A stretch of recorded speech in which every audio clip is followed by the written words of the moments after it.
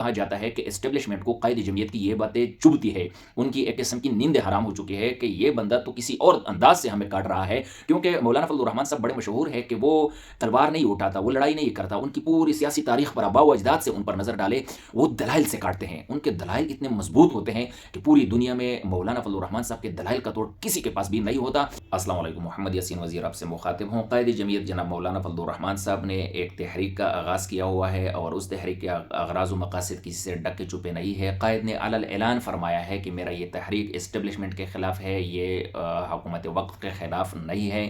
کیونکہ انہوں نے برملا کہا ہے کہ موجودہ حکومت بھی ان لوگوں کی نہیں ہے جن کو بٹایا گیا ہے،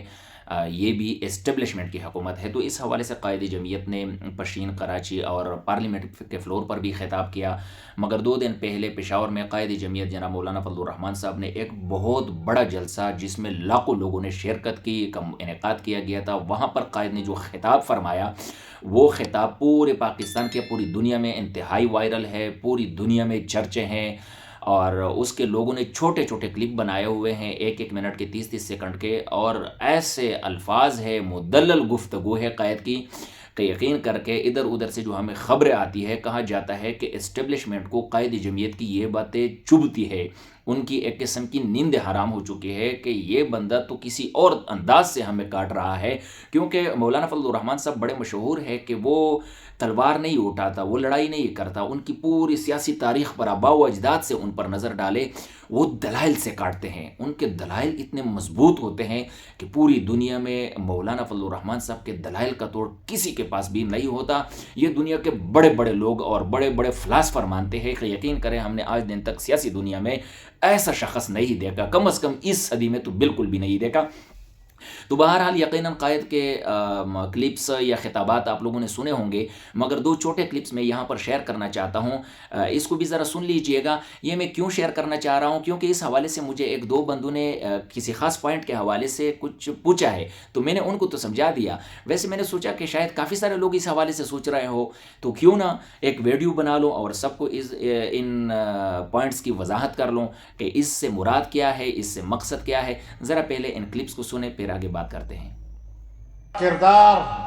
پاکستان کو توڑنے میں ہے، پاکستان کو بنانے میں نہیں ہے۔ کہتا ہے فوج پر تنقید کرنا یہ ملک سے بغاوت ہے، فوج پر تنقید کرنا یہ تو ملک کے خلاف بات کرنی ہے۔ ہاں میں بھی جانتا ہوں کہ فوج میری ریاست کی محافظ ہے، لیکن جب آپ آئینی آرٹیکل کے مطابق حلف اٹھاتے ہو فوج میں شامل ہونے کے وقت کہ میرا سیاست سے کوئی تعلق نہیں ہوگا، میں سیاست میں کوئی حصہ نہیں لوں گا،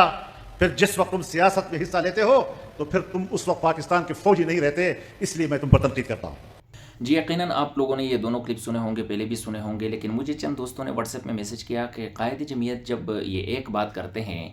کہ پاکستان کو بنانے میں فوج کا کوئی کردار نہیں ہے، ہاں البتہ توڑنے میں کردار ہے، تو انہوں نے کہا ٹھیک ہے، توڑنے کی ہمیں سمجھ آتی ہے تھوڑی بہت، لیکن بنانے میں کردار کیسا نہیں ہے۔ حالانکہ یہ انتہائی سادہ بات ہے، لیکن بعض اوقات کچھ چیزیں ذہن میں نہیں آتی نا، جیسا کہ وہ ایک سوال کیا جاتا ہے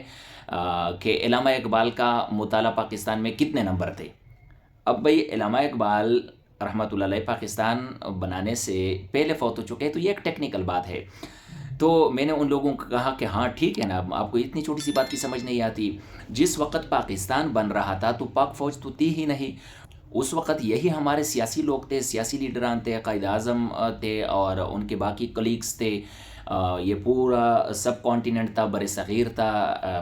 جب انڈیا علیحدہ ہو گئی تو پاکستان بھی علیحدہ ہو گیا، تو پاکستان بنانے میں پاک فوج کا کوئی کردار نہیں ہے، ذرہ برابر کردار نہیں ہے۔ ہاں البتہ پاک فوج کو بنانے میں پاکستانی عوام اور پاکستان کا کردار ہے، پاکستان بنانے میں ان کا کردار نہیں ہے۔ تو میں نے کہا یہ تو بڑی سمپل سی بات ہے، بہرحال ان کو پھر سمجھ آ گئی، اور ساتھ ساتھ میں نے یہ بتایا کہ جو توڑنے کا اشارہ قائد جمعیت کرتے ہیں کہ پاکستان کو توڑنے میں تمہارا کردار ہے، تو وہ سب سے جو بڑا اور مین اشارہ کر رہا ہے تو وہ 1971 کی طرف کر رہا ہے کہ 1971 میں آپ لوگوں کے جبر کی وجہ سے، آپ لوگوں کے سیاسی مداخلت کی وجہ سے پاکستان دو لخت ہوا، وہ مشرقی پاکستان، مغربی پاکستان، جو بنگال ہم سے علیحدہ ہو گیا، وہ آپ سب لوگوں کو پتہ ہے۔ پھر پاکستان بننے سے لے کر آج دن تک مسلسل سیاسی مداخلت، مارشل لا کا لگانا، آئین کو توڑنا، آئین سے بغاوت کرنا، آئین کی خلاف ورزی کرنا، ان کی طرف اشارہ ہے۔ تو اس لیے قائد جمعیت ان کو یہ کہتے ہیں کہ پاکستان کو بنانے میں تو تمہارا کردار ہے ہی نہیں، حال البتہ توڑنے میں ہے، اور یقیناً آئین کو توڑنا یہ پاکستان کو یا ملک کو توڑنے کے مترادف ہے۔ انہوں نے کتنی مرتبہ مارشل لا لگائی، جنرل ایوب خان نے مارشل لا لگائی، جنرل ضیاء الحق نے مارشل لا لگائی، یحییٰ نے مارشل لا لگائی، جنرل پرویز مشرف نے مارشل لا لگائی، اور اس وقت جو جنرل عاصم منیر ہے، اس وقت جو موجودہ آرمی چیف ہے، اس وقت بھی ایک قسم کا مارشل لا لگا ہوا ہے، اور عوامی سطح پر تو ڈکلیئرڈ ہے کہ یہ حکومت ہے ہی نہیں، یہ فوجیوں کی حکومت ہے۔ تو اس طرح کے یہ جب سیاسی مداخلت کریں گے، اس طرح کی مارشل لاز لگائیں گے، تو یقیناً پھر قائد جمعیت یہی کہے گا، اور ہر سیاسی لیڈر اور پاکستانی یہی کہے گا کہ ملک تم لوگ توڑ رہے ہو۔ تو وہ دوسرا اشارہ اس طرف ہے کہ یہ سیاسی مداخلت کر رہے ہیں۔ پھر دوسری بات یہ کہ فوج کہہ رہی ہے کہ فوج پر تنقید کرنا بغاوت ہے، جس کے جواب میں قائد جمعیت کہتے ہیں کہ جناب میں فوج پر تنقید نہیں کر رہا ہوں، میں اس بندے پر تنقید کر رہا ہوں، میں اس جنرل پر تنقید کر رہا ہوں جو آئین کو توڑ کر سیاسی مداخلت کرتا ہے، تو وہ پھر پاکستان کا فوجی نہیں رہ جاتا، تو میں اس بندے پر تنقید کرتا ہوں اور کرتا رہوں گا۔ ویسے میں حیران ہوں کہ ایک تو آئین بنایا بھی ہم نے ہے، یاد رکھیں جس طرح پاکستان بنانے میں فوج کا کوئی کردار نہیں ہے، اسی طرح آئین پاکستان بنانے میں بھی فوج کا کوئی کردار نہیں ہے۔ آئین بھی ہمارے اکابر نے بنایا ہے، خاص کر مفتی محمود رحمۃ اللہ علیہ نے بنایا ہے، ذوالفقار علی بھٹو نے بنایا ہے۔ تو ہمارے جو سیاسی لیڈران تھے انہوں نے پاکستان بھی بنایا ہے، انہوں نے آئین بھی بنایا ہے۔ اب آئین بنائے بھی ہم، ان کو پڑھائے بھی ہم، ان کو سکھائے بھی ہم، ان کو کاپیز اور بکس بھی ہم پرووائڈ کریں، اس کے باوجود بھی یہ ہمیں سکھائیں کہ بھئی فوج پر تنقید کرنا یہ بغاوت ہے، یہ غداری ہے، فلاں ہے، ڈمکا ہے۔ تو یقیناً یہ ایسا کیوں کرتے ہیں، یہ کیوں کرتے ہیں یہ میں آپ کو بتاتا ہوں، اور ساتھ ساتھ یہ مسلسل 76 سالوں سے مداخلت کر رہے ہیں، لیکن اس کے باوجود بھی دن دہاڑے کہہ رہے ہیں کہ بھئی ہم نے مداخلت نہیں کی، یعنی اتنا سینہ چوڑا کر کے ایسا کیوں کر رہے ہیں، یہ ہم کو اتنا بیوقوف کیوں سمجھتے ہیں، یا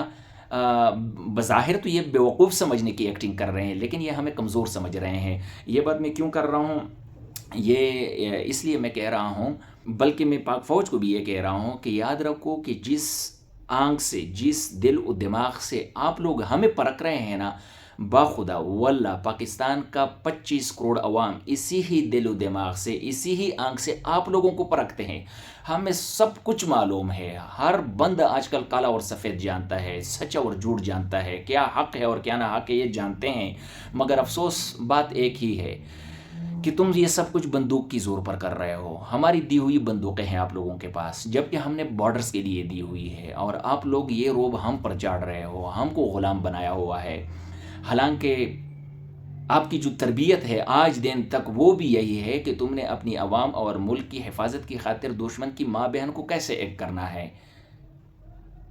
تمہاری تو تربیت اندرونی معاملات میں مداخلت کے حوالے سے ہوئی بھی نہیں ہے، لیکن اس کے باوجود بھی آپ لوگ مداخلت کر رہے ہو۔ تو بہرحال قائد کے ان دو چھوٹے چھوٹے کلپس کی بھی وضاحت کر رہا تھا، اور میں ساتھ میں یہ بھی بتا رہا تھا کہ یہ اتنا سینہ تھان کر کیوں کہتے ہیں کہ بھائی فوج پر تنقید بغاوت ہے اور ہم نے تو سیاسی مداخلت کی ہی نہیں ہے۔ اس کی حقیقت بھی یہ ہے کہ ہم سیدھی سی بات ہے کمزور ہیں، اور ان کے پاس طاقت ہے، یہ پوری دنیا کو پتہ ہے، ٹھیک ہے، اور پوری دنیا کو یہ بھی پتہ ہے کہ سیاسی مداخلت یہ لوگ کر رہے ہیں۔ اب ان کے ماننے نہ ماننے سے کچھ نہیں ہوتا، یہ نہیں مانتے تو ان کے نہ ماننے سے ہم نے اتفاق تھوڑی کیا ہوا ہے۔ ہاں ہم ڈرے ہوئے ہیں ان سے، ہم سہمے ہوئے ہیں ان سے، ہم کچھ بول نہیں سکتے، ہم کچھ کر نہیں سکتے، ہم کچھ کہہ نہیں سکتے، یہ ایک علیحدہ بات ہے۔ باقی نہ تو ہم بیوقوف ہیں اسی وجہ سے یہ ہم پر حکومت کر رہے ہیں، اور نہ ہم ناسمجھ ہیں، نہ ہم نے ان کے ساتھ اتفاق کیا ہوا ہے۔ ہاں البتہ ہم کمزور ضرور ہے، یہ طاقتور ضرور ہے، اسی وجہ سے یہ ہم پر حکومت کر رہے ہیں۔ باقی قائد جمعیت کے لفظ با لفظ ان کے ہر جملے کے ساتھ ہم متفق ہیں، اور ہم قائد جمعیت کے ساتھ ہیں۔ قائد جمعیت کا جو حکم ہوگا ہم اس کو پورا کریں گے انشاءاللہ، آئین، قانون اور جمہوریت کے دائرے میں رہتے ہوئے۔ مجھے اجازت دیجیے، والسلام۔